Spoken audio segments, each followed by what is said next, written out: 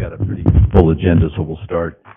And as Rob pointed out, we need to be conscious of speaking into the mic. And I want to thank Lisa for getting the minutes out prior so we could all make some suggestions to them before we got the final minutes. So the first item on the agenda is to approve the minutes from the last meeting. Take a motion to that or any corrections. I'll motion to approve. I'll second it. All those in favor, please say aye. Aye. Anyone opposed? That passes. Toby? All right, good afternoon. Thank you.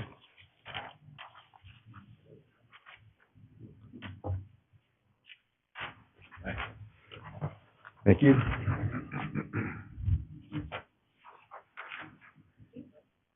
Got it. No problem.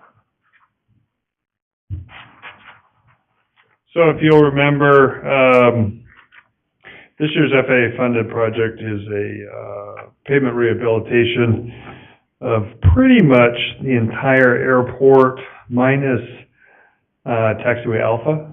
Taxiway Alpha is not getting rehabilitated because it just got redone 2 years ago.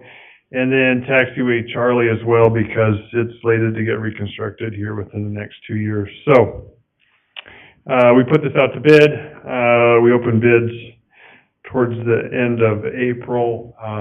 The apparent low bidder is Straight Stripe. They're out of St. George, Utah. Pretty reputable firm. They've done a lot of work in the area. They primarily focus on this type of work. We're working with them in conjunction to try to get a schedule tightened up as far as a start date on this project. Most likely, depending on when the FAA grant comes out, but we're hoping sometime July fashion. But as soon as we get that, we'll get that out to the users. But as you can see, we divided the project up into 3 phases, in which the first phase would be a closure of the entire airport to fixed-wing operations, which would focus on the runway, the Bravo taxiway system, and the terminal apron. And then after that, we've split up the rest of the airport into east and west phases. The times listed on there, the first phase is going to be pretty firm. That's going to be 5 days on the fixed wing. The other one, if we can get some flexibility, the contractor can probably work ahead and get in and out of there a lot quicker. It's just going to require some flexibility from some of the users. And like I said, we'll notify them as soon as we can on dates and times. Did the commission have any questions? Go ahead, Steve. Yes. Yes. So where the hangars are surrounded by red lines, I assume they can't move their airplanes, and maybe they can tie them down someplace else. Then you said you've gotten the bids. How did the bids compare to the budget in the capital plan or in the annual budget? Really well. I think we're project total is right around $472,000, and I believe we estimated somewhere around $550 total. So it came in under budget. Prices, surprisingly, for crack fill seal coat, which is what we're doing here, have actually come down in price throughout the pandemic, and that's primarily due to we've had 2 large firms enter the market, so it's competition. Good. And these projects will all be finished before the snow falls, I take it? Yeah, so the goal here, like I said, this is laid out at 3 weeks. We think the contractor will want to collapse that, which hopefully is better for all the users and the airport to get them in and out of here quicker. So, but 3 weeks, and then we'll have to bring them back in 30 days after that to do a final marking of the entire airport, which we'll have to close down again. Good. Thank you. Any other questions? Vivian? Jeff? Tim? And just from a funding standpoint, so you guys are all aware, we know we talked about this. So, of course, the FAA will take part at 90%, and they've confirmed that. We're just waiting on that grant. Right now, we're hoping, or not hoping, but we're budgeting the state will pick in 5%, and then the city would be the remaining 5%, which is approximately $23,602, so pretty good investment for the city and the airport as far as maintaining the vast amount of pavement you guys have out there. That's great. So, yeah. Any other questions? Awesome. All right, thanks. Okay. Appreciate it. Thank you. Rob, we've got 3 agreements somewhere in process. Farmhouse, northeast and northwest. Can you let us know where we stand on those? We do, yes, we do. Am I on, Brent? There we go. Yes, we do have, 3 agreements in various stages of development. The, Imagine Ventures and Wright Brothers team, who are working the old farmhouse building, we are in the throes of meeting with them. I had hoped to have a meeting before this meeting, but schedules wouldn't permit that. So we will meet with them after, and hopefully we'll get some additional news. If anything important breaks along those fronts, of course I will share it with you by email. But my early guess is that we're going to continue this back and forth with our legal teams. We haven't seen the document from their legal with their comments yet. That is our next expectation, is that will be the next thing we receive. We don't expect any particular surprises, but we'll keep you posted. We did float the idea with them that we had discussed it. Actually, I wasn't here. You discussed at the last meeting with regard to restroom access. And they were very open to looking at their design to see about incorporating 24-hour access to restrooms, much like we offer now. The exact mechanism of that, we'll have to sort out how that will fit into their building design. But that definitely is in the process. We're also looking, just as a side note on the restroom front, at possible options on more permanent or fixed restroom facilities, which again, I believe was discussed at the last meeting. Brent had noted some designs that allow essentially a drop-in facility, which has a different model, construction cost-wise and maintenance-wise. So we're looking at all that and possible additional locations on the field as to where we might position more fixed facilities to make the field more potty-friendly.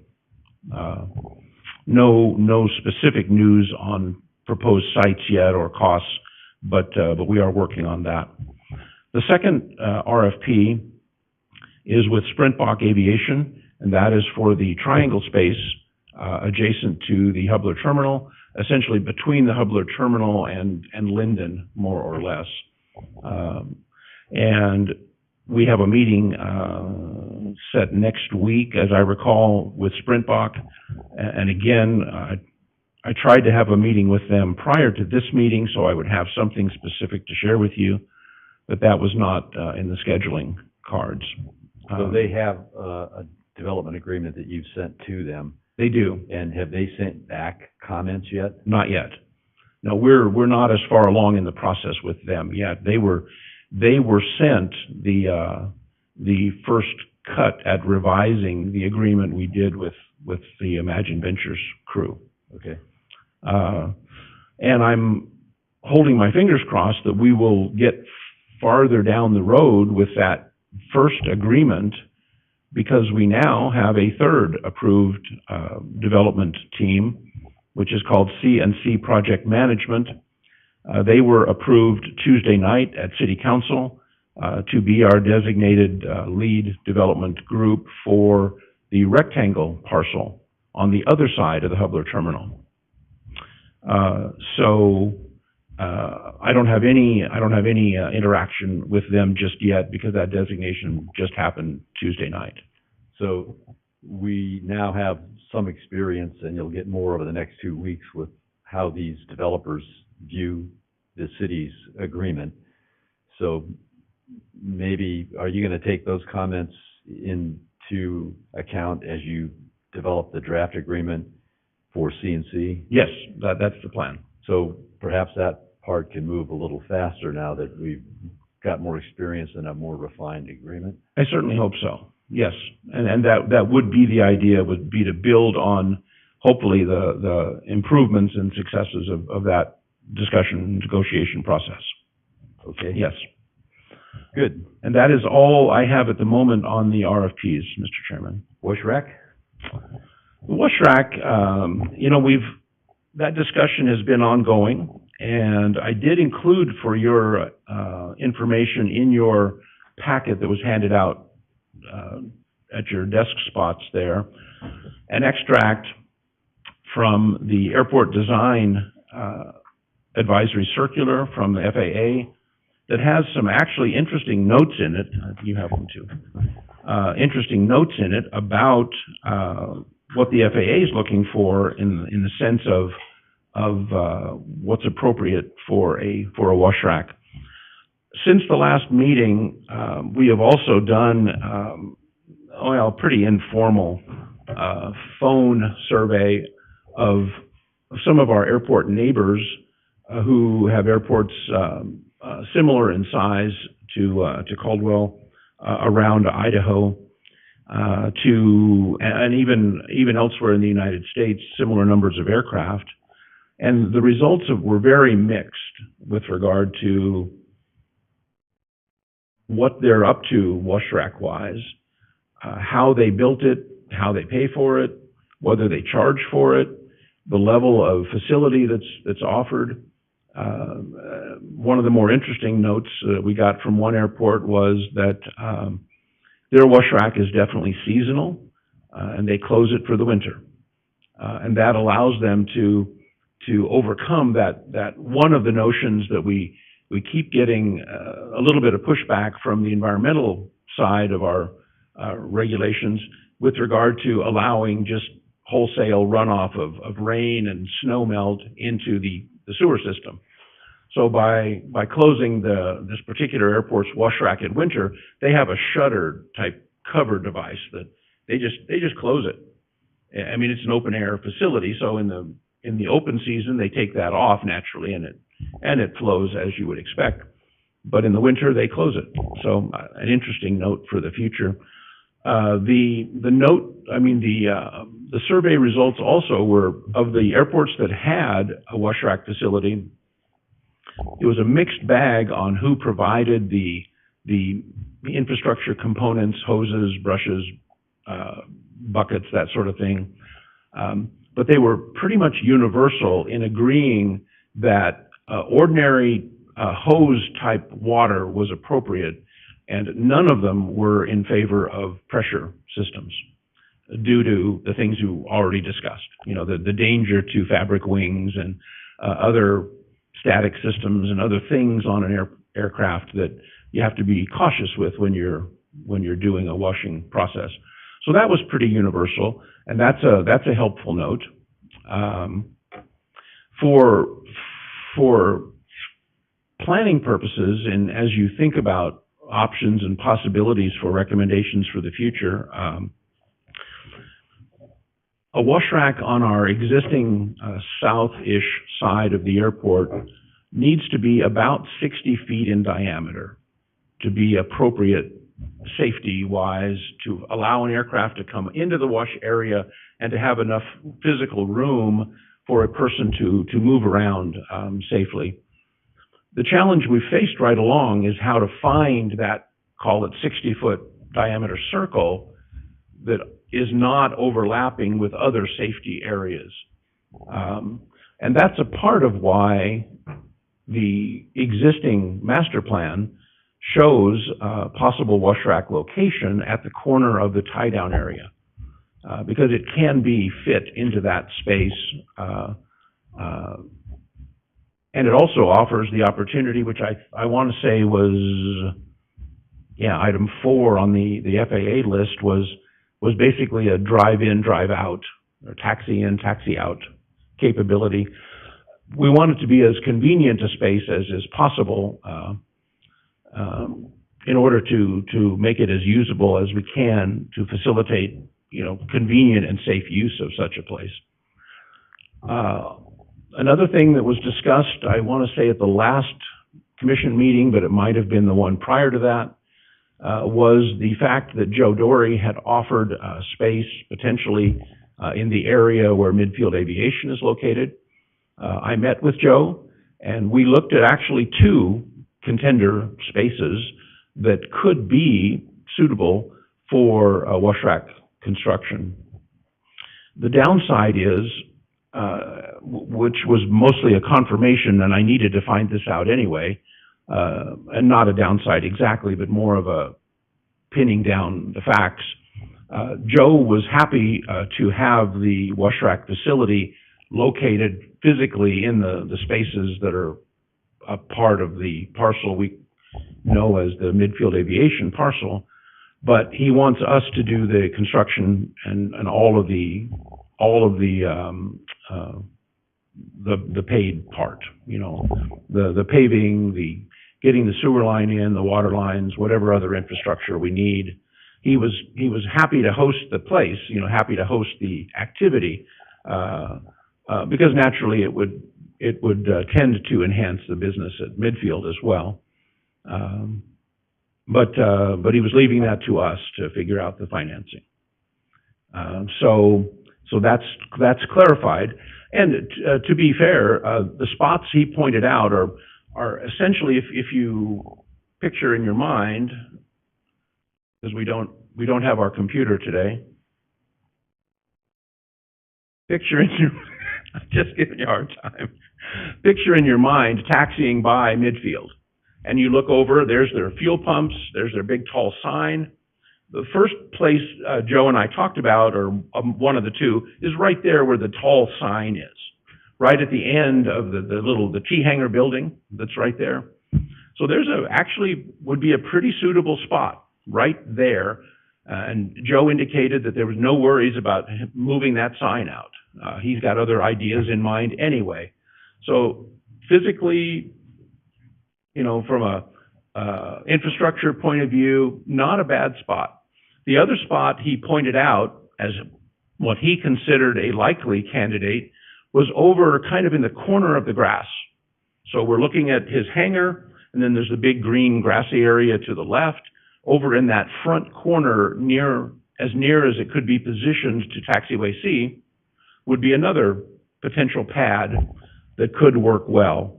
And also not only work well, but could fit into additional plans that Joe already has and his Midfield partners percolating with regard to some additional development they are intending to do on that space. So those are contenders. They are. They're reasonable locations, but we would have to figure out from a cost estimate and planning point of view just how much it would cost. So the master plan has a washrack on the north side, and I think that falls in the northeast parcel.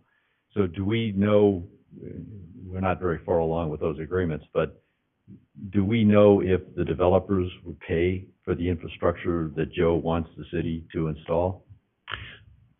The washrack on the northeast rectangle parcel, I believe, is outside the area that the developer's proposing to do for asphalt. Okay, so it is there, and it's bigger. Okay. It's intended for larger aircraft, so it's physically bigger. It's 80 by 80, I think. So there's no washrack now anywhere that somebody else is going to pay for this. If there's a washrack, the city is going to pay for it unless you can sort of talk somebody into doing it. I would say that is a sad but fair characterization, yes. And I assume this is not very high on the FAA funding priority list either, right? No. So. Oh, you know, our hope really was that if we were able to obtain funding for a larger swath of asphalt there, which we still could succeed at, that we could potentially could roll that up in a FAA project. Okay. And Toby can shake his head if I'm heading down a wrong path. But you're correct, though, that a washrack facility is not not very high up in the FAA's priority list. That's Okay, certainly so true. we basically cut off a lot of, half or maybe more of the aircraft owners from being able to wash their plane. Do we have any, timeline for when we're gonna fill that gap? No, only has to do with money. I mean, we could put a wash rack in this summer if we had funding approval to do that, but we don't have a site pinned down as to which one would be the ideal site, Right. and which one has the lowest cost, and those may or may not be the same place. Do we have any idea what approximately this cost would be for the 60 by 60?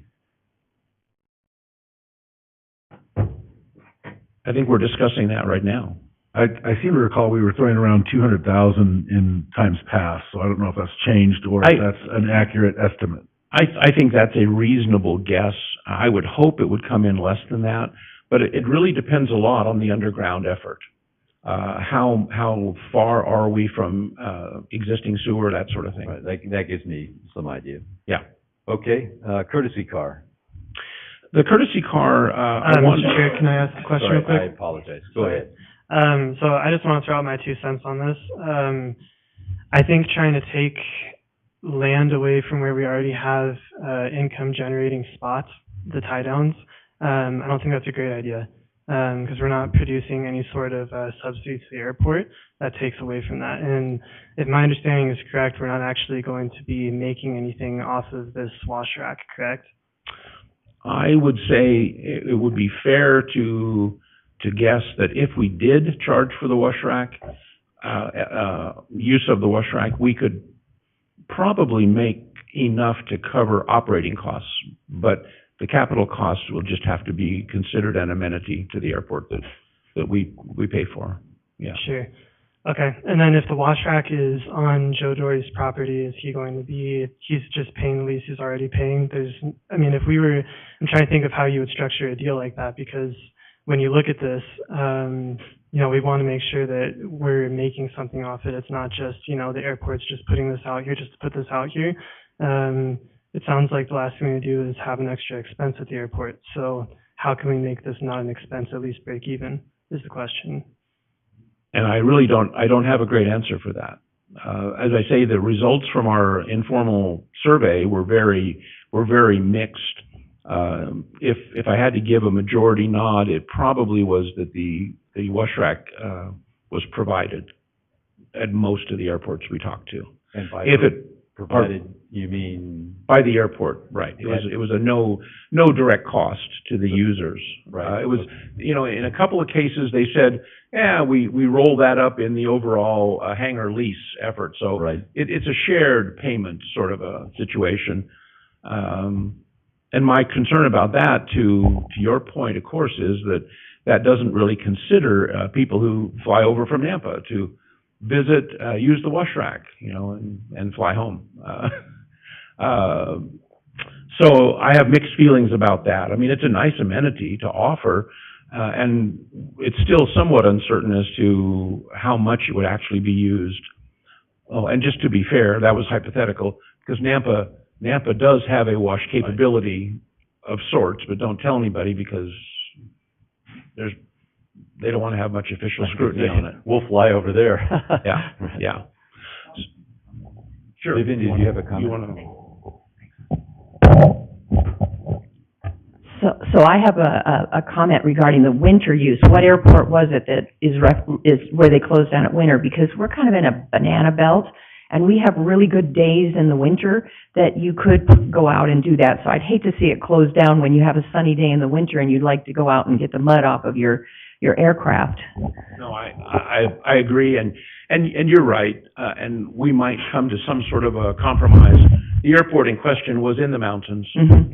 and so they had a legitimate Sure. winter season, Mhm. So you're right, but we might also look at some sort of a cover baffle system, something that might help us, in the event of we do get winter, which does come around sometimes. But no, that you're correct. Or Yeah. something where, the aircraft owner can go in and he can open it up and then close it down so that when it's not in use, then it's serving the purpose that you referred to. The other thing is, I would like to agree with Tim. I think taking tie downs away is kind of silly. We're looking for revenue, so why would we do that? And so that's, Brent, did you have a comment on the Washrack? thank you. Yeah, Mr. Chairman, thank you. Vivian, I apologize. I hope I didn't interrupt you. If you don't mind, I'd like to just give a couple of points. The 80 by 80, I'm assuming a cost for concrete at $25 a square foot installed. If we could do the plumbing ourselves, maybe we get the street and water department to help us with the plumbing, then the concrete alone at $25 a square foot for the 80 by 80 for the big one would be $160,000. The 60 by 30, which is what we're kind of presuming for the size of the one that we'd probably build in this immediate term, that'd be about $45,000 worth of concrete. And it sounds like, looking at the advisory circular and things, all we really need is, we need access to just a frost-free, which would really lend itself to what Vivian was mentioning. Frost-free, you can operate during the winter, no problem. And then the having good access to sewer, in my opinion, it makes sense for us to be, and I think Rob actually may have the mapping department working to help him get this put together. We're looking for locations where we have close proximity of sewer and water, where we could easily, what's the low-hanging fruit for siting one of these. And then it sounds like, at least if we could do the plumbing and things and not have to just do some kind of turnkey contract, we could get one of these done for a lot less than what we originally feared. Okay, so that big grass area by midfield looks like a good location, but I can see that, if the city pays to put in the facility and it's on Joe's land, he's gonna want something if we use up his land. Maybe he wants a fee for using it, or maybe he wants some rent relief or something, but it seems like there's gonna be something in there. Mr. Chairman, if the city paid for the facility, what we would almost certainly end up doing would be adjusting the lease land Cut out that section. Right. So that we would deal with that. The downside to that particular spot is that, at first blush, appears to be the longest sewer extension to get to of the three sites I mentioned. Well, it can't be Appears more to than be. like 30 yards to the sewer, because we paid to put it in on that row of hangars right across from him that's by the drop zone. So I know there's sewer over there. I don't know if it's the right kind of sewer, Well, but I know there's sewer. There's always nuance to it, but yes. Yeah. Okay. All right. Anything else on Yeah, this? are we gonna be getting any sort of cost analysis on this project? Some sort of spreadsheet showing what we could and couldn't do?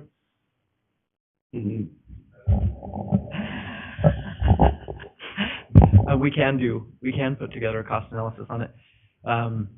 Essentially, though, those are the big costs. Your concrete pad is going to be your big cost.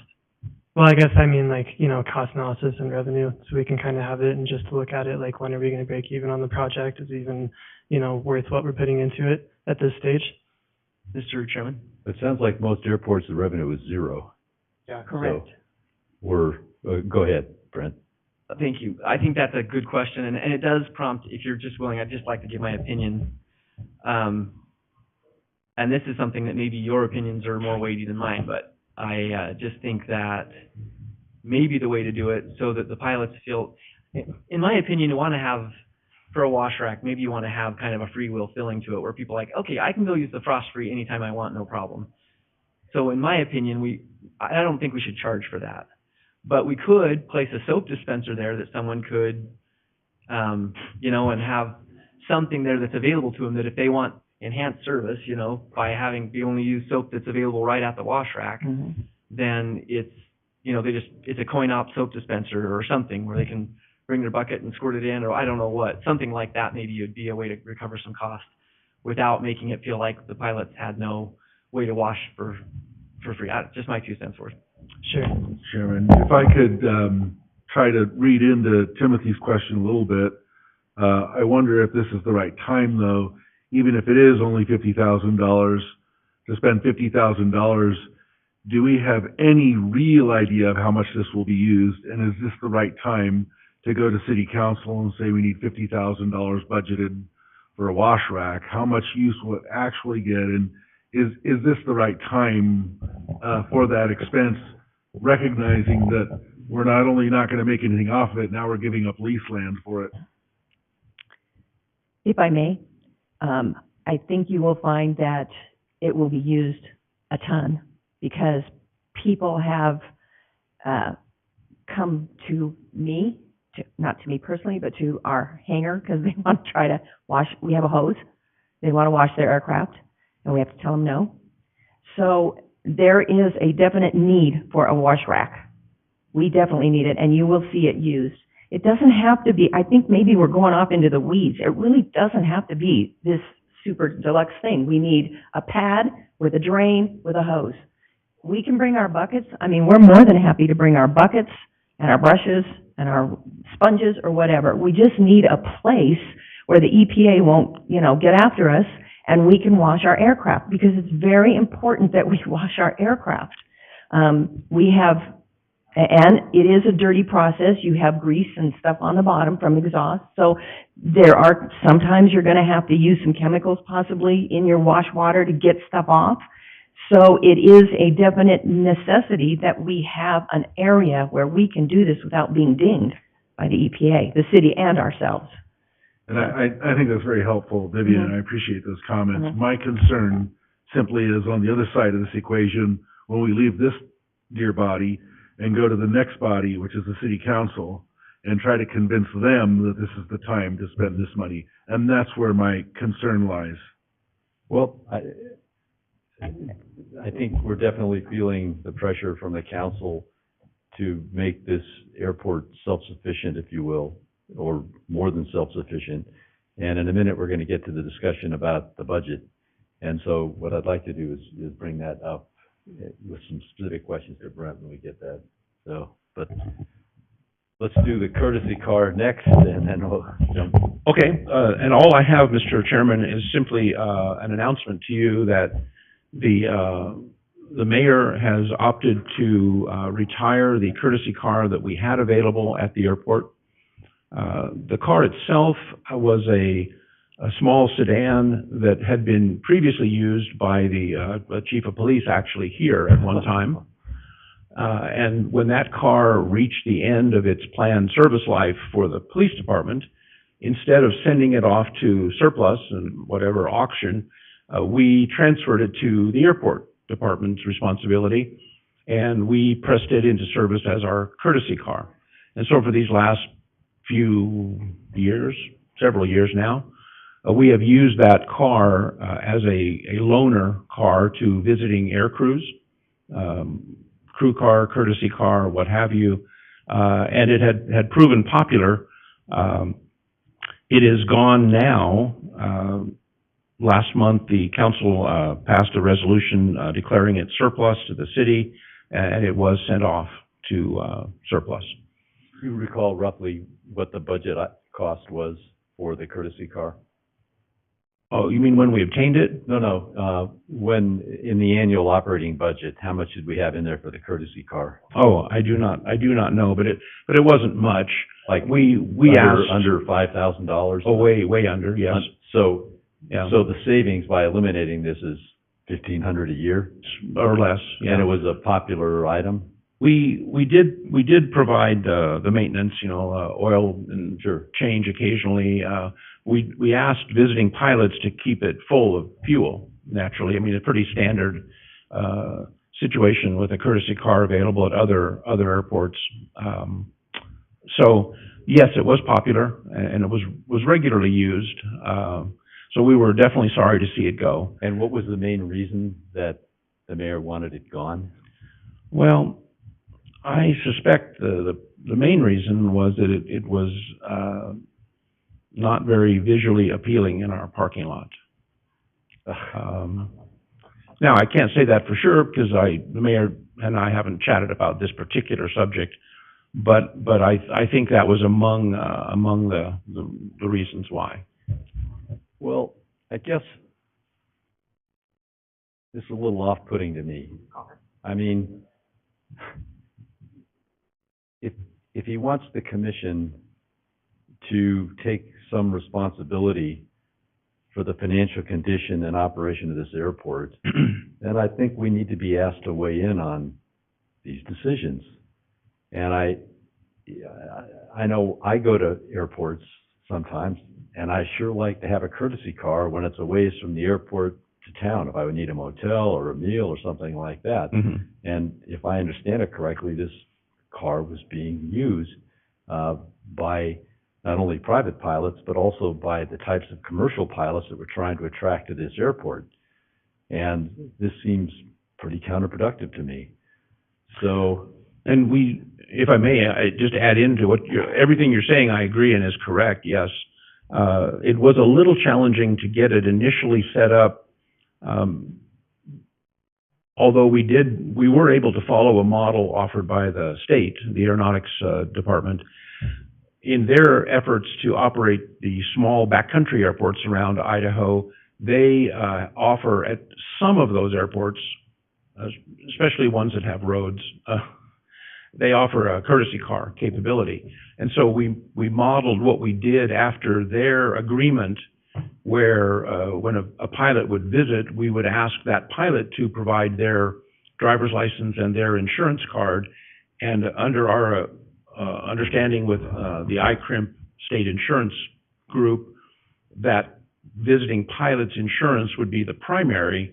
And since it's a city-owned vehicle, ICRIMP would be the secondary insurer of that did I vehicle. tell you that the pilot's insurance would be primary? Because that's not the way auto insurance works. The insurance follows the vehicle, period. So I know ICRIMP pretty well. Well, this is the way we've been operating as well. That was our understanding. Okay, well. I don't have anything in writing from ICRIMP to that effect. All right, well, so that's a done deal. Yes. So, Now, it's not like we don't want to have a courtesy car, and I've been in discussions with Brent about replacing the courtesy car, but in that we obtained the first one at essentially no cost, no budget cost to the airport. We just accepted a vehicle that was done here at the police station. It just happened to be available when we were looking for a vehicle. So we're keeping our eyes open, but it's uncertain as to when we might get another vehicle whose life has finished with its regular service, or if we opt to buy one. I mean, we could buy a used car, but that is fraught with costs these days. So getting a car from elsewhere in the city seemed like the preferred path cost-wise. So anyway, there's some uncertainty. We want a courtesy car. We'd like to get one that is more suitable, and that's where we're headed, hopefully. well, if I understand it correctly, it's not a money issue with the mayor. It needs to look nice. Well, and I don't want to read a whole lot, too much into that. I mean, the car was getting on in years, but it was very serviceable and functional for us. Well, the courtesy cars, like you go to Johnson Creek, you're not getting a new, nice-looking courtesy car, I can tell you that. No, that's I true. mean, that's just the way it is. So, Yes. Yeah. all right. Yeah, most, Chairman, may I ask a question? And this is as much to learn as anything, but is it not common that at the bigger airports, the FBOs are who are providing the courtesy car? And so Well, when you have an FBO that's doing it, you have a different liability issue as well. Rather than the city carrying that liability, you have the FBO who owns the car and is providing that service. And so there's some of those considerations we might want to look at when we have these FBOs coming in, seeing if they wouldn't be interested as part of their service of providing a secure courtesy car as well. well, my experience is FBOs charge, whereas the city is free. So the FBOs have rental cars sometimes, but I'm trying to think. You guys offer free cars? Nope, so I was just going to mention that. So we have a second location out in Ontario, Oregon. We're running the FBO out there. And the city actually requires us that if we have an FBO out there, that we have a courtesy car, and no, we cannot charge for it. Aha, you do. Yep. At Twin Falls, those courtesy cars there at that FBO, does anybody have any experience there? Are they owned by the FBO? That's where I've most recently taken advantage of one, and I think it's the FBO that's running that. Yes, ma'am. Oh, hello. I did. Are you talking about Reader? I believe so, but again, Twin Falls? yes, They have those. There's 3 of them. yes, And if you buy 2 from them, right. Okay. You have to buy cell phone, yeah, But the FBO provides it, and so the FBO is carrying all the, costs and liabilities as well. yeah, and again, Twin Towers, the smaller ones like you're talking about, most of those, the airport has the courtesy car. You know, a lot of those, like Silver Rock, they don't have full OLED that I would request when I landed Caldwell. So I offer that service. They offer that service. Right. So Caldwell's smaller than, so there's a difference.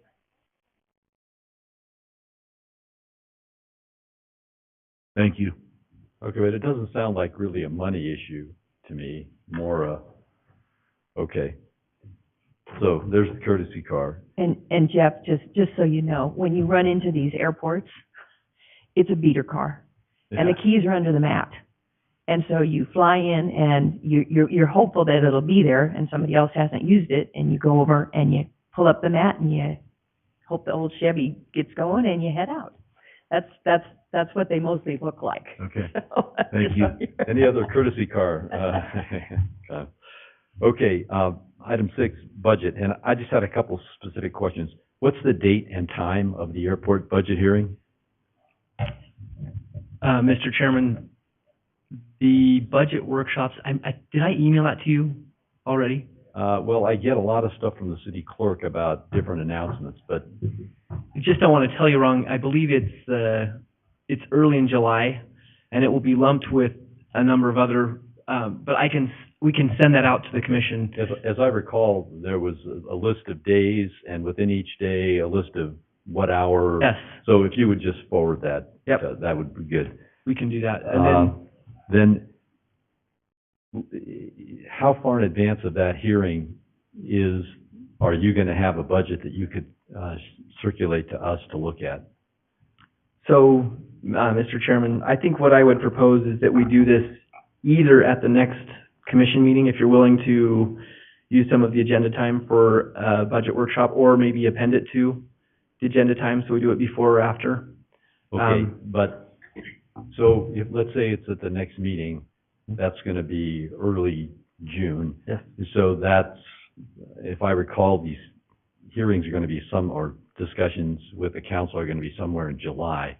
So you're talking, That email was sent to you, Mr. Chairman, that indicates July 13th, okay. 4 to 8, and there were other departments in consideration as well, so you didn't have a specific time. Okay, But I think you were included in that.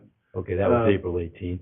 Yeah. Okay, So if I'm reading the correct email, Brent, forgive me for interrupting you, but that was the message that I received from you in regard to these, budget hearings. so that's 4 to 8 PM. I assume we're not going to be the whole 4 hours. We'll be some portion of that, and other departments are going to, okay. Will you be able to sort of pin down which hour in there we are? I think so.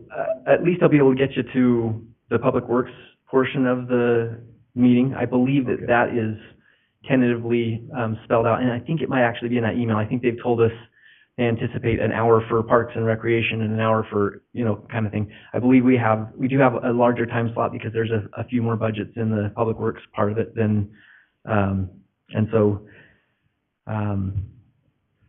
so what I would propose, though, is that and something that's about this, because of the period of time in which these budget workshops are going to occur, we've got to have the budget completely ready to go. Right. So by the time we get to those budget workshops, the city council is going to be making fine-tuning adjustments at that point, or nixing things that we have put into the budget that are like, hey, we don't want to see that happen. So it's going to be, we're going to have to be in a mode of close to final by the time we get to those July workshops. So a June workshop would be a good time for us to receive any input from the commission and show you what we're proposing. Okay, so the June meeting, the first Thursday is going to be the 1st? Yes. Okay, so how would the group like to handle a budget discussion? Sort of prior to this meeting, after it, in place of it, a different date? I think I'd like to hear it after, honestly. Okay. Jeff, do you have any? Are you suggesting we extend the meeting time so that we go 1 hour here and then another No, length of well, time, or I'm what? asking for preferences, and I Oh. think was Timothy's preference, but, Okay. No, I'm just wanting to be sure I understand what the suggestion is. It's just time is so compressed in the middle of the day when we do this. But obviously changing the time completely to an evening or something of that sort would be an extra commitment from everybody, but it would give us a lot more flexibility to actually work through it rather than feel pressed like we're looking at our watches because we're on a lunch break that's 12 to 1, and it's 1 o'clock, and now we're starting our second discussion. So if that's your question to me, Mr. Chairman, I'd prefer we set aside a time completely separate where we can actually devote ourselves to understanding this and interacting on it, but maybe I'm making too much out of it. Maybe it'll be a 10 or 15-minute discussion. I would anticipate we'll probably need at least a solid hour. I would like to not take it too much longer than that because part of it will be reviewing and explaining, and then some of it will be, there's the operation and maintenance budget that we really don't have much control over except for answering questions and maybe receiving ideas that help us make refinements. But my recommendation would be, if we're not going to devote our entire next meeting to that we come up with a separate time and place for that. As much of an inconvenience that would be my preference. okay. Vivian? I agree. Okay. I think that, because I know you. It won't be 10 or 15 minutes. I think as you said, some of it's gonna be pretty cut and dry, but, what isn't gonna be is how you got to the revenue estimates that are in the budget, and, what we're doing on some of these expenditures, like, would the budget absorb a courtesy car? Would it absorb the cost of a wash rack? Mhm. And what are the trade-offs that we think this commission might suggest to the council that might actually get incorporated in the budget? So those are all right, so you're speaking of a potential evening meeting, like starting at 6? Early morning. Early morning, okay. Anything other than trying to add it into the middle of the day. Okay. But that's just a suggestion. There's more members of this commission than. If we do it, let's say, prior to or after the workday, which of those works better for staff? I do have some hard stops in some evenings, so I just need to be able to give some input on the scheduling, but we could do an after hours, or we could do a morning. And are you saying like early morning before work hours, Jeff, or? Like 7 to 8 or something? Yeah, 7 to 8, 7:30 to 8:30, something of that nature. Especially if we could button it down to that and say we will be done by 8:30. Mhm. I think that could be possible. And There's good flexibility that way, I think. And then I would say, Mr. Chairman, maybe you and I meet together separately Okay, to be able to look at, answer questions and look at revenue projections. Because when we get to that meeting, I would suggest that we have those revenue projections pretty much locked down, because there's not a lot we can change about that as a team unless there's some grotesque error. You and I could probably or maybe you, me, and Rob. so the revenue projections, some of it, like the lease income, the leases have all these different clauses about how you're gonna calculate it, but it's gonna be a reasonably finite number. Mhm. What I'm interested in, are any of these 3 parcels gonna have revenue in in the next fiscal year's budget? Right. Do you know that yet? Of course, that in December, we projected that we would have some revenue from some of them this year. At this point, I'm not sure that's going to be a reality. And by this year, you mean the current fiscal year? Right, 2023. Yeah, I think that the hangars that Randy's building at the south end of the field, at the U-stick end of the field, certainly will be having he'll be able to finish some of those, sell some of those. We'll start to see some revenue there. I'm thinking of the 3 parcels that were. Yeah, I think that's questionable. Possibly by the end of 2024, though, which is, of course, the budget we're going to be working on. Right, So okay, we'll just have to make our best projection. okay. Well, in terms of a date, how do we want to go about picking a date? Mr. Chairman, if I might, please excuse me, if you want others to be able to listen in on the budget discussion meeting, you may want to consider substituting the budget discussion for the regular commission meeting a month from now. Because we have this room pinned down Right. for then, Right. you know, with the YouTube facilities and all that.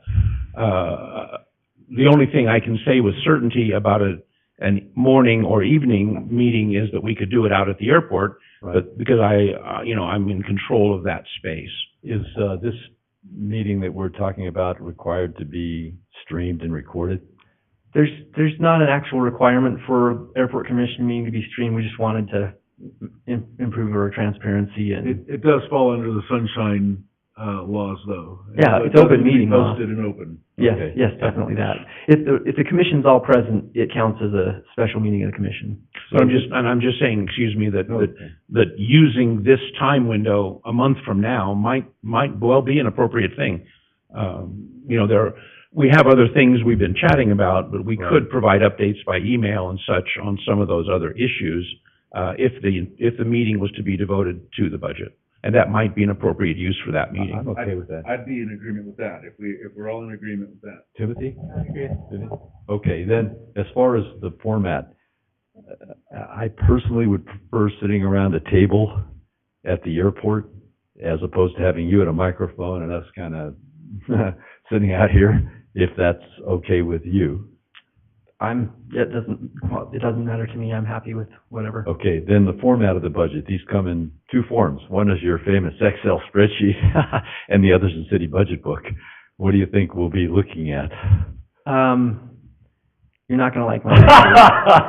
I would prefer to work from our spreadsheet only because we can make immediate modifications to this sheet as we work through it. But I do understand we need to really boil it down. So I'll try to have some handouts for you that are operation and maintenance summary, capital budget summary, revenue summary, and then there will be expenses, probably counting as,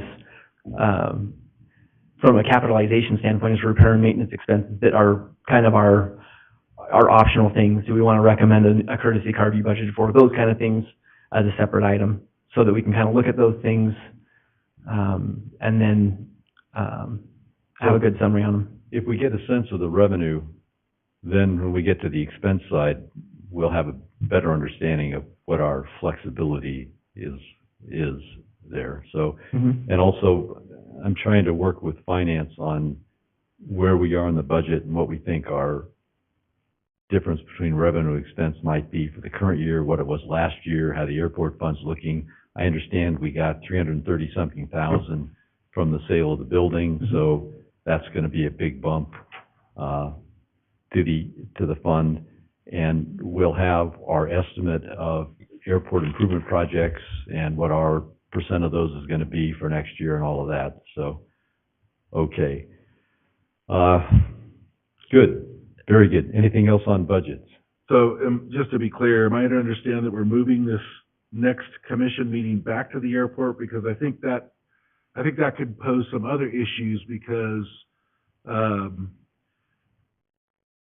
there were reasons it was moved here to this building that involved other people in city administration and the transparency and the video and the recording. And so I'd hate to bump into a problem later on where City Hall is questioning why we made a change when there was a preference, I'm trying to be delicate here, for us to meet here. And I understand the idea of wanting to sit around the table, but if there are other guests in that room with us, they wouldn't be sitting around the table anyway. And so I might suggest you reconsider that, Mr. Chairman, and we just meet here for our regular commission meeting and make it our budget meeting. We will have a monitor that we can place here. Another option that Marlon may be able to give us a head nod for or against, we often hold city budget workshops in this space, and we would hold it often at the back of the room with the configuration like you see in the back of the room there, which might be more aligning with what you were mentioning, Mr. Chairman, but we can probably still make our live stream work there. Now, our live stream camera that actually captures is right there, so we would have to do some kind of adaptation for that, but Jeff, if we were to sit at those tables, would that satisfy everybody? I think there'd be less chance of us creating some concern in other offices if we did that. Okay, all right, fine, good. And Mr. Chairman, if you don't mind, the last thing I'd want to mention on the budget is, in terms of the courtesy car, y'all are airport people. You know what it's like, you know that, and so sometimes you get influence from leaders who are not airport people per se, but have good intentions. So I would just say, the mayor's concern was, he didn't want an unsightly vehicle, and that vehicle had, you know, some rips in the seat, and the 1993, clear coat failure of the paint job and things like that. And the mayor just wanted, if you have a crew bringing in people or people visiting, and using the courtesy car, he just didn't want it to be a poor reflection on the airport. So I don't think he's not at all adverse to a courtesy car. He just felt like that car was and so I think that making a recommendation for a replacement courtesy car would be well received, I believe. Okay, and I respect the mayor's opinion and his authority and all of that, but I guess I would like that to go two ways. I mean, we do this flying around and we have experience at other airports, and I would just like to weigh in on some of these things, so. Point taken. That's all. And Mr. Chairman, could I ask, would the commission be willing to entertain allowing me to address item 9? I'm got to run to another meeting. I apologize for that. Sure. So did you, Mr. Chairman, if there are introductory comments you wanted to make about this, I'm ready for. No, in my discussions with, or emails back and forth with P&Z, I understand they're going to commission a new study, and I was just kind of curious when that will be done. Okay, thank you, Mr. Chairman and members of the commission. So, I guess the first point is that based on the Airport Commission's recommendation, this element of the modifications to numerous things in the planning and zoning and subdivision ordinances, it was removed from that for consideration, and it will be brought back when we have more information. And so your recommendation was meaningful and effective, and the director in planning and zoning acted on that, and the city council supported that. So just want you to, that's a thumbs up in my opinion. But do they have a time frame for doing this study? So here's the process. The first answer is no, there's not an immediate time frame right now, but here's what the process is, and there's two roads that we can go down. One is longer than the other. One process would be, we have already selected Kaufman and Associates for airport planning on the basis of quality, which is required selection of engineers, architects, designers, et cetera, is governed by Idaho Code 672320. Were we to use them again, we, I think, could have the liberty to ask them for a statement of work and then bring the city council a contract for that right off the bat.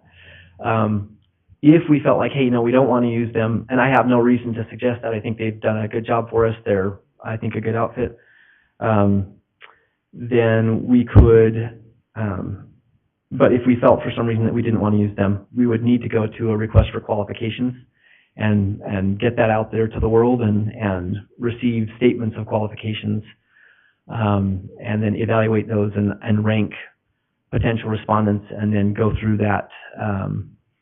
It's kind of it's a similar process to what we've done with the RFPs, except that it's just culminating in a design contract or a planning study contract. Is this study going to be funded from the airport budget or the P&Z budget? Airport budget. Yeah. Why? In my opinion, that's 100% appropriate, because the planning and zoning department, they don't really derive any benefit from it. Now, I guess could be argued that if they want to introduce other uses into the airport overlay zones, then maybe we could argue that there's some benefit derived away from the airport's benefit. But I think that the city council would push us towards the airport budget because it's specifically relevant to the airport. Well, if anything, it might reduce the revenue at the airport. It's certainly not going to increase it, and it will generate tax revenue that's not going to accrue to the airport and jobs. Okay, well. Yeah, those aren't meritless arguments. It's just we're not going to influence that decision, yeah, I'm pretty sure. Yeah, it probably won't. I don't think we'll be looking at a huge amount of money for that study, but I hope not to eat those words. So. Toby, any thoughts on who might do the best job on this kind of study? I think there's a lot of different firms. Kaufman do a good job in your view? Yeah, I mean, I think they would definitely be qualified. They do this stuff all across the nation. Do we have any idea what this is likely to cost? Have any idea? I don't know. I don't know. I'm making a wild guess that we're probably looking at a contract cost in the neighborhood of $50,000. And this is an unbudgeted expense, Correct. and it'll hit us this fiscal year. Unless we wait till next fiscal year, yeah. That's fine with me.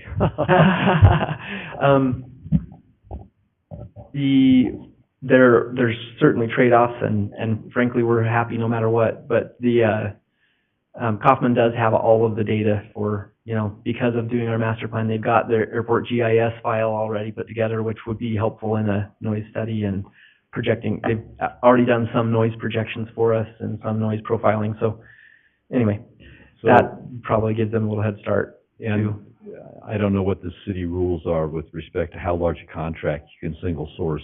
I assume since you've raised that as an option, 50,000 is within the range that, Yeah, it's governed by selection based on quality in the state of Idaho. And so the contract number actually is not a factor there.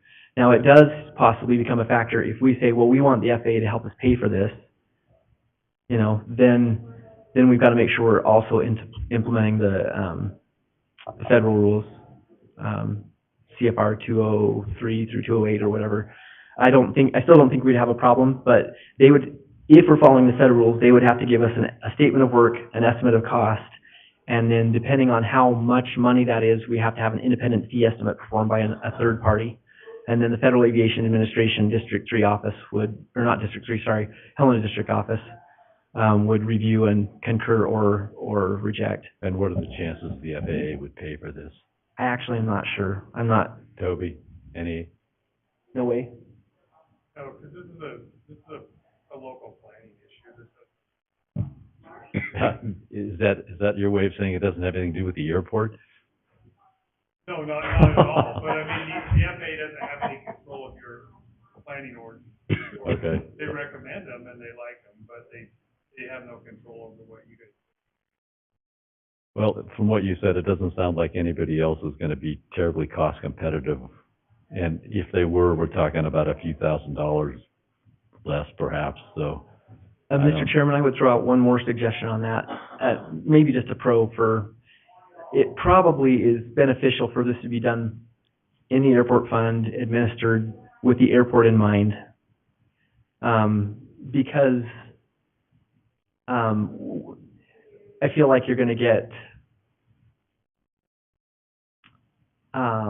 you don't want a consultant to feel like, hey, the answer we want is that it's okay to have all these extra uses in the APO one, You want a straightforward, and I'm certainly not accusing that planning and zoning would push for that. I don't believe that for a second. I think that they're totally straight shooters. It's simply a matter of, let's keep this aligned in the scientific vein and not allow it to go outside of, that is not a land use planning area of expertise. It's an aviation area of expertise.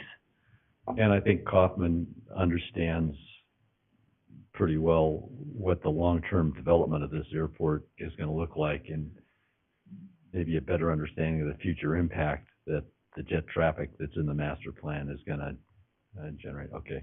So any other input on this, Jeff? No. Timothy? Okay, so I guess Kaufman, fine. Okay. Well, then we will seek a statement of work from them, and we'll make sure that anything that planning and zoning felt like were questions hanging out there are considered in the statement of work. And then the next step would be we would take that, when we think the statement of work is complete and appropriate, we would take a contract to the city council for approval. And we'll Okay. keep you posted on what the cost numbers end up looking like. Good, thank you. Thank you. Okay, the next item was the land southwest of the airport, and I think there's a diagram of that was passed out. I'm sorry Randy's not here. I think he had some input on this.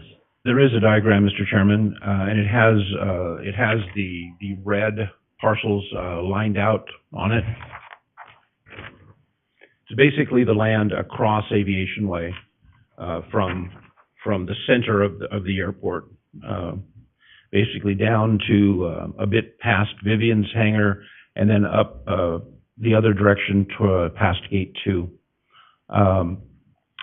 So the interesting thing to note here, as we dig into this a little, the two parcels on the upper left, there's a skinny one, and then there's one with the small blue building in it.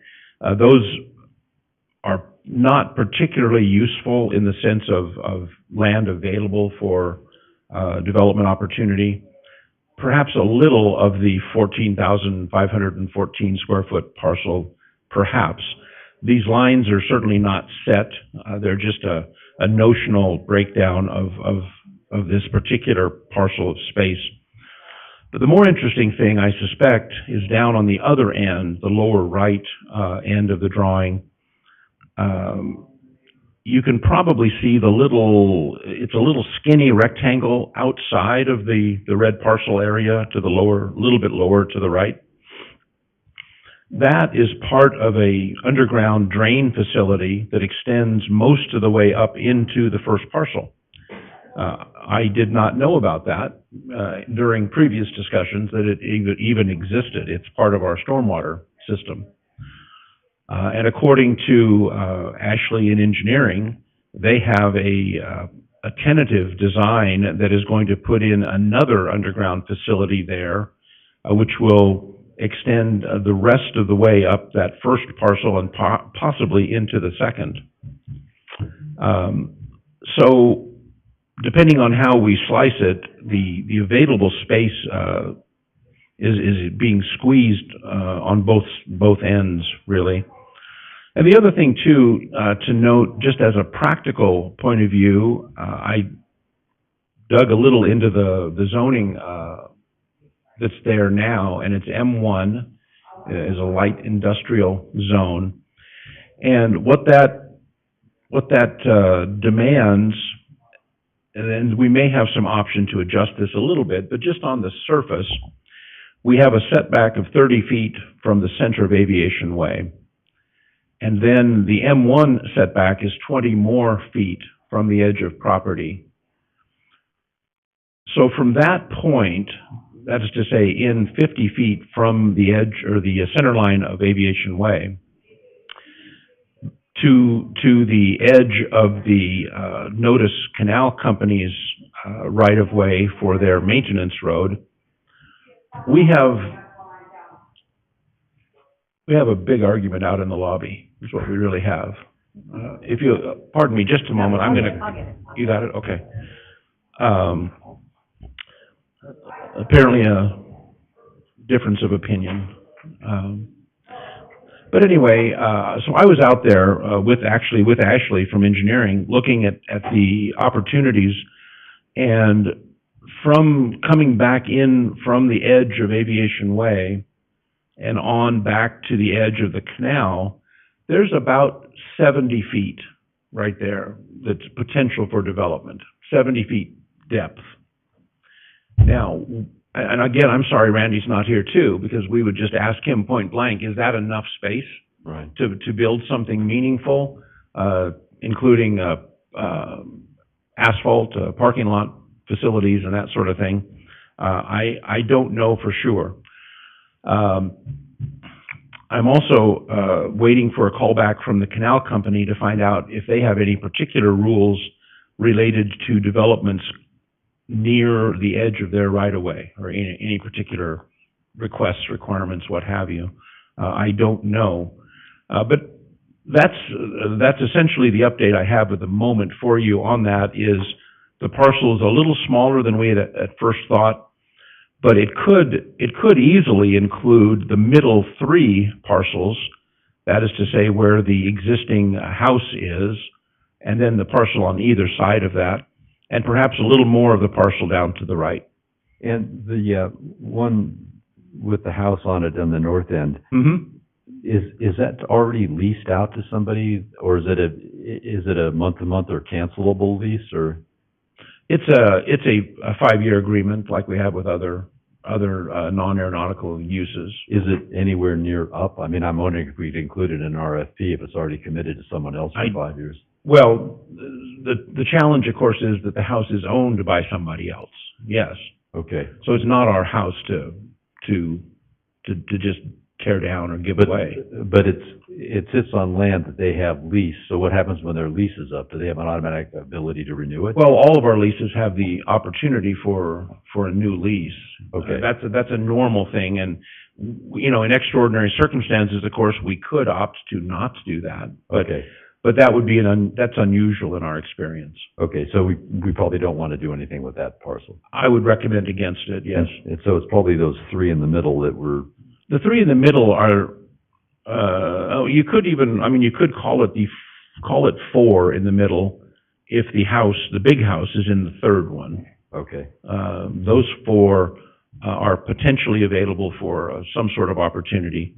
And as I recall, the master plan doesn't have any suggested uses for this. No, the only thing that we could really legitimately do here without some extraordinary dispensation from FAA would be, we could have a post office substation here. We could have a police department substation here. We could have some sort of motel sort of facility here. And the key phrasing in the eyes of the FAA is they have a very short list of things, food service would work, but this very short list of things that serve the traveling public.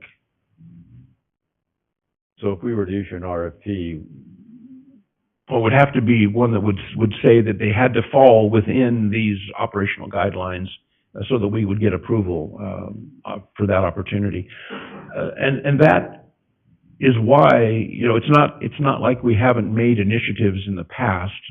When we were associated with the Seattle ADO, we did have some initiatives. Number 1, to develop this land for uses, and number 2, we considered just attempting to carve it off from the airport. But the FAA was very, very reluctant to even entertain any of that sort of notion because the entire airport parcel was obtained with a grant funding. any input on what we might want to do here? Timothy? I think just getting an RFP together is going to be great. So the fact that we're talking about this is good. I definitely think that it's a possibility for the airport to start making some extra money off the land that's not being used. So parking is a great idea. It's needed and it's going to produce income. You know, I know that the RFP for the cafe over there, they're talking about, you know, extending their parking down with existing parking past the gate. It sounds to me like we're going to need more parking anyways in the future with that. So to me, it's kind of like, you know, I think there's some room for that. Yeah, and then I think we need to think about how this is going to look from the road too, because we need to think strategic about, you know, long term, we're trying to make this a really nice looking airport. You know, we've got like Sprintbach and others around here that are trying to promote that more executive feel. So I think that we need to be thinking about how do we incorporate that, if that makes sense. Okay. Jeff? I think it'd be nice to see something even like a pilot store where avionics are sold and headsets and other things that they could use.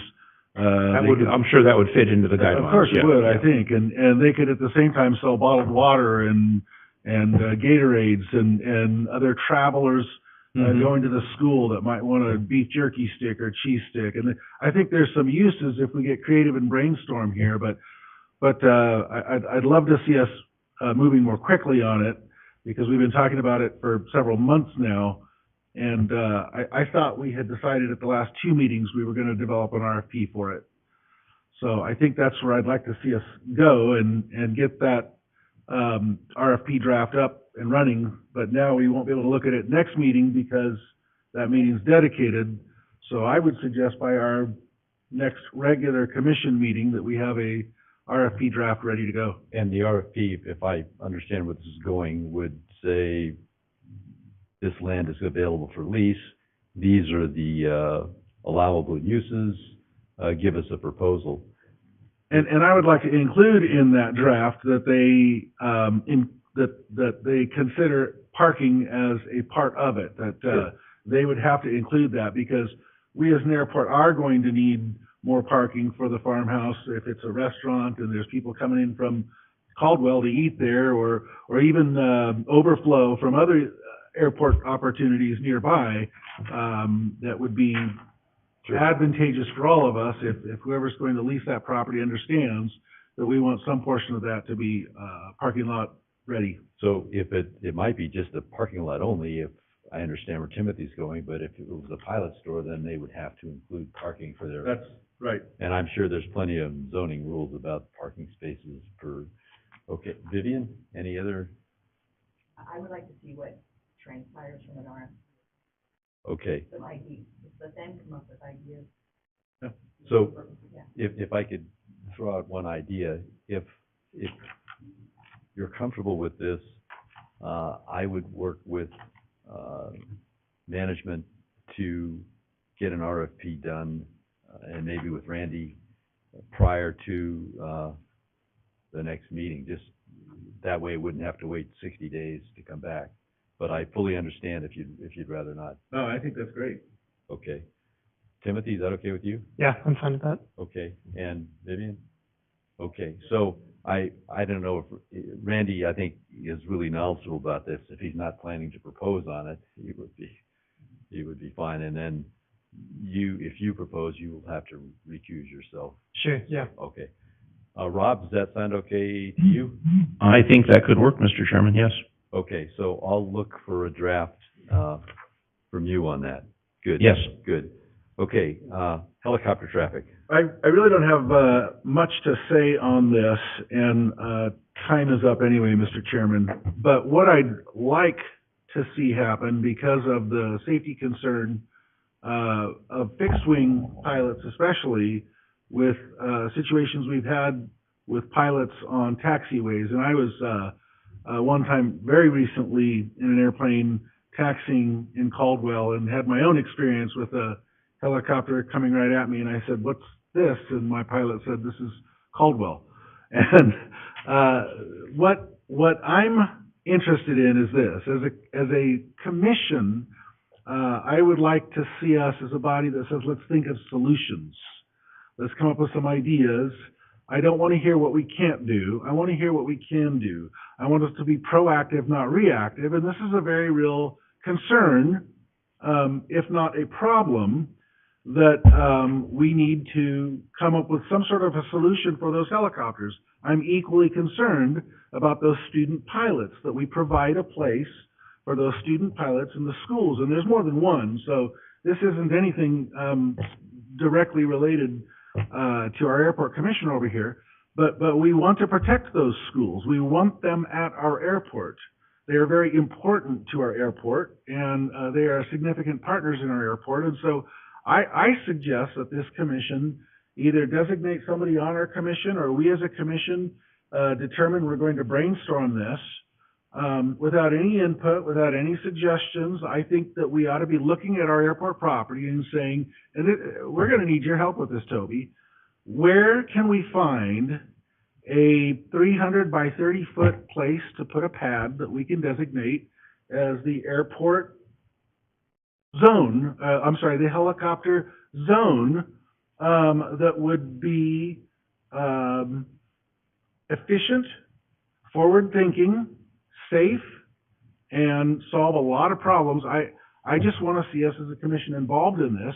We are an advisory board only, so what we do can only be a suggestion to the airport that then eventually, if it would be taken to the city council, they would have to decide. And so this can't be personal, friends. We can't get so wrapped up in this that we're going to have our feelings hurt if we come up with a suggestion that's turned down.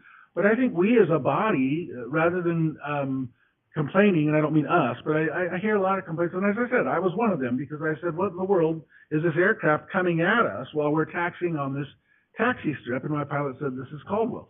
So we should be looking at this, and this is a project.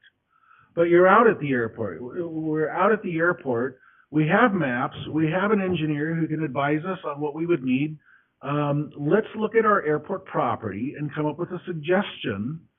And then I think the next time we have a chance to talk about it, see what suggestions we can come up with as a body to brainstorm this. Brainstorming works best when all ideas are fluid and open, and I don't say, hey, let's build a whole other airport for the helicopters, and Timothy says, you're an idiot, that's stupid. Because what happens is then he shuts down Steve's suggestion because Steve doesn't want to be an idiot. And so the idea here is if we could just have some free-flowing thinking that is open and fresh, sometimes as a body, it actually fosters more thinking where you say, you know what, that makes me think of another idea. Let's be problem solving. Let's be looking at this and saying, we have to take care of our helicopter pilots and the safety and address the needs of our fixed-wing air pilots. We do have property out there. Granted, it's going fast, but if we miss this opportunity, while there is still property, we have the risk of either an accident happening or worse, when controls are brought in by way of a control tower, could limit those schools, which could force other options we really don't want to talk about or think about. So, and the specific issue was taxiway alpha, using it as a taxiway and as, okay. So, do you have any suggestions, Jeff, as to how we might? I may, but I'd rather not, Mr. Chairman. I don't mean for how we would use the facility, how we'd move ahead with this discussion.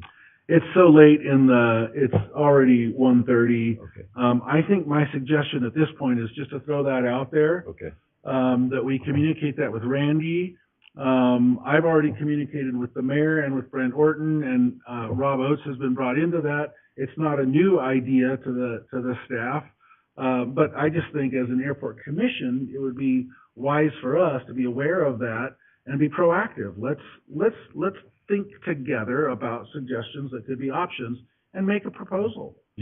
Should we ask someone to bring some information to what would be our next, it won't be June, but the following meeting on sort of where, and maybe that's premature, I don't know, I would love to bring some suggestions to the table. I've got a great team of subject matter experts in helicopters, so that might be something valuable. Okay.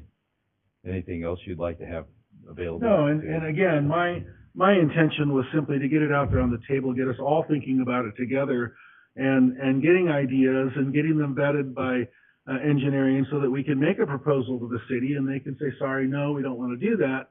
But I think as a commission, we're just wise to be looking ahead and saying, we all agree that this has presented needs at our airport. Let's come up with some solutions. Let's not be we can't, let's be we can. Okay, good. Anything else? I'd take a motion to adjourn. All right, so moved. Seconded. All those in favor say aye. Aye. Anyone opposed? No. Okay, we're adjourned. Thank you very much. I am so out of time. Thank you.